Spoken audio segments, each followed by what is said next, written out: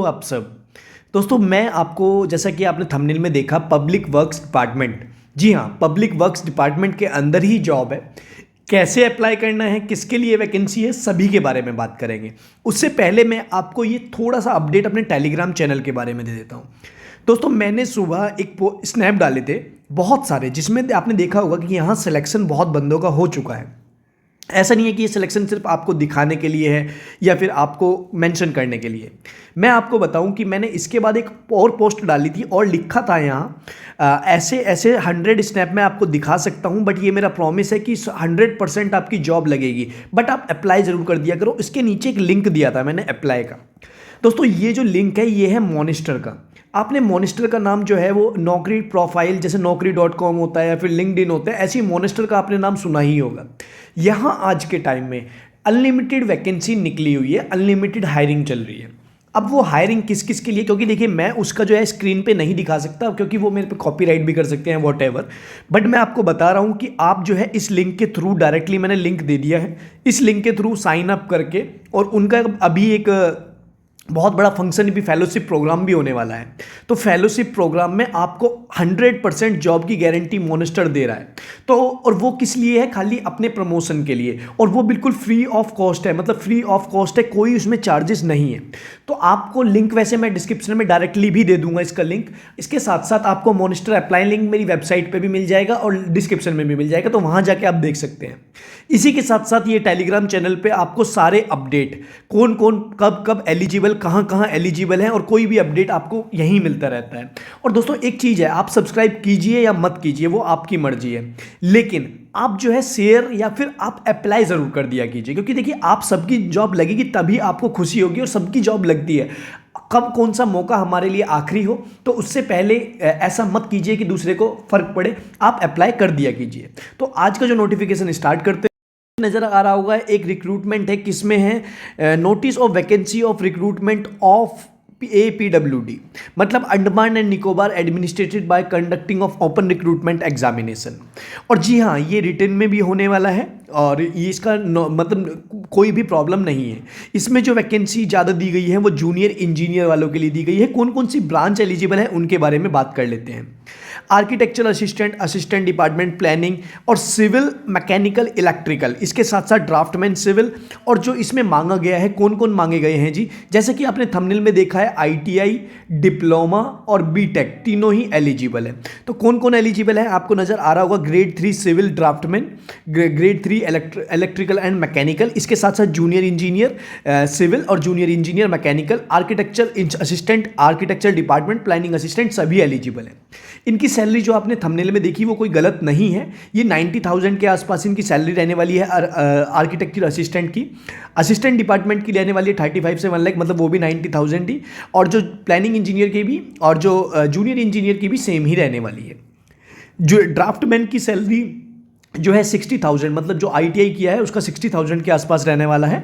और इसके साथ साथ सर्वेयर की जो सैलरी है, सर्वेयर की सैलरी भी 80,000 या 60 से 80,000 तक के बीच में रेफर होगी। इसके साथ साथ इन्होंने कुछ वैकेंसी दी है, कितनी वैकेंसी के लिए है वो इन्होंने पूरा मेंशन कर दिया है यहाँ, और पूरा बता दिया है कौन कौन सी कितनी वैकेंसी है। इसके साथ साथ इन्होंने कुछ दिया है कि ये जो है 2 साल के टर्म पे रखा है, उसके बाद probation period is subject to extension further. जो 2 साल के प्रोबेशन पीरियड पे आपको पहले रखा जाएगा, उसके बाद आपका कैरेक्टर सही लगा या आपका काम में ठीक लगा तो आपको आगे दिया जाएगा। और दोस्तों, ये कोई वैकेंसी ऐसा नहीं है कि आपको बिल्कुल 2 साल के बाद निकाल ही दिया जाएगा, ऐसा मैंने कभी किसी भी गवर्नमेंट डिपार्टमेंट में नहीं देखा है। ये सब एक बार आना चाहिए बंदा, निकलने का कोई चांसेस नहीं होता है। अब ये क्या है, application must be Indian national, तो ऑल इंडिया वाले अप्लाई कर सकते हैं। इसके साथ साथ eligible candidate required apply online, आपको ऑनलाइन अप्लाई ही करना है, कोई ऑफलाइन के डॉक्यूमेंट की जरूरत नहीं है। अब एज लिमिट इन्होंने क्या दिया है, एज लिमिट इन्होंने 30 साल दी है, ओनली 30 ईयर्स। इसके साथ साथ ये दिया है आर्किटेक्चर असिस्टेंट के लिए, और जूनियर इंजीनियर के लिए भी 30 साल, और ड्राफ्टमैन के लिए इन्होंने 18 to 33 एज रखी है, और ड्राफ्टमैन जो सर्वेयर के लिए भी 18 to 33 ही एज रखी है। इसके साथ साथ इन्होंने जो और भी पॉइंट्स दिए हैं, आपको नज़र आ रहा होगा एजुकेशनल एंड अदर क्वालिफिकेशन। तो आप देखेंगे आर्किटेक्चरल असिस्टेंट, इसमें क्या चाहिए, डिग्री इन आर्किटेक्चर, और असिस्टेंट शुड भी कहीं से भी आर्किटेक्चर की डिग्री होनी चाहिए।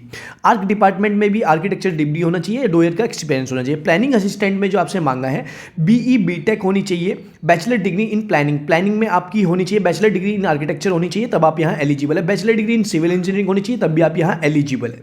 इसके साथ साथ 1 साल का इन्होंने प्लानिंग असिस्टेंट में एक्सपीरियंस मांगा है। अब जूनियर इंजीनियर के लिए इन्होंने क्या मांगा है, एसेंशियल क्वालिफिकेशन डिप्लोमा और डिग्री होना चाहिए फ्रॉम और having passed part A and P examination of institute of India. या तो आपके पास डिग्री डिप्लोमा होना चाहिए, या फिर आपने ए और बी का एग्जामिनेशन क्लियर कर दिया हो फ्रॉम IIE, तो इंडियन इंस्टीट्यूशन ऑफ इंजीनियर्स के, वहाँ से आपने क्लियर कर लिया हो। इसके साथ साथ जूनियर इंजीनियर मैकेनिकल और इलेक्ट्रिकल वालों के लिए भी सेम इन्होंने क्राइटेरिया रखा है। Electrical, mechanical, automobile, electrical and electronics, air condition, refrigerator, कहीं से भी आपने किया हो आप यहाँ एलिजिबल है, इंडिया के किसी भी कोने से किया हो। इसके साथ साथ इन्होंने ड्राफ्टमैन के लिए वैकेंसी आई है, सिविल वालों के लिए आपके पास ITI होना चाहिए।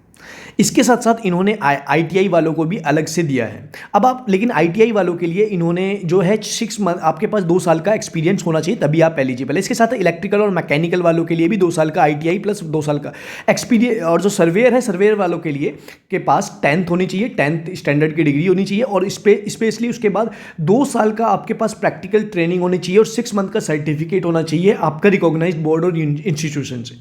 इसके साथ साथ कुछ आपको नज़र आ रहा होगा, इन्होंने स्पोर्ट्स पर्सन के लिए अलग से क्राइटेरिया और रिजर्वेशन रखा है। टोटल 55 जो है स्पोर्ट्स गेम इन्होंने रखे हैं, इंक्लूडिंग जूडो भी है, उसमें काफ्ट बॉल भी है, वॉलीबॉल भी है सभी, और टेबल टेनिस भी है, स्विमिंग भी है, सभी इसमें एलिजिबल हैं। इसके साथ साथ इन्होंने कुछ रखा है इंटरनेशनल कॉम्पिटिशन। अगर आपने इंटरनेशनल कॉम्पिटिशन कहीं से भी जीता है तब भी आप इसमें एलिजिबल है, क्योंकि इन्होंने स्पोर्ट्स पर्सन को फर्स्ट प्रायोरिटी दी है।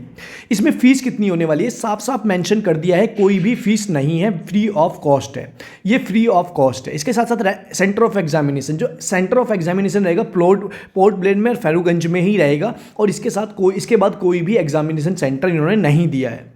टोटल क्वेश्चन और किस बेस पे आपका सिलेक्शन होगा, देखिए इन्होंने ऑब्जेक्टिव टाइप क्वेश्चन आएंगे, टोटल जो आपके सब्जेक्ट से रिलेटेड आएंगे 80 क्वेश्चन, और जनरल GI और रीजनिंग से आएंगे आपके 10 क्वेश्चन, और जनरल अवेयरनेस GA से आएंगे आपके 10 क्वेश्चन। टोटल 2 घंटे का एग्जाम होने वाला है। और आपकी जो इन्होंने नेगेटिव मार्किंग रखी है, मतलब 1:4 में, 1:4 का मतलब होता है 1 आपका सही और 4 गलत, तो आपका 0 मार्क्स हो जाएगा। तो उस बिहाफ पे इन्होंने नेगेटिव मार्किंग रखी है।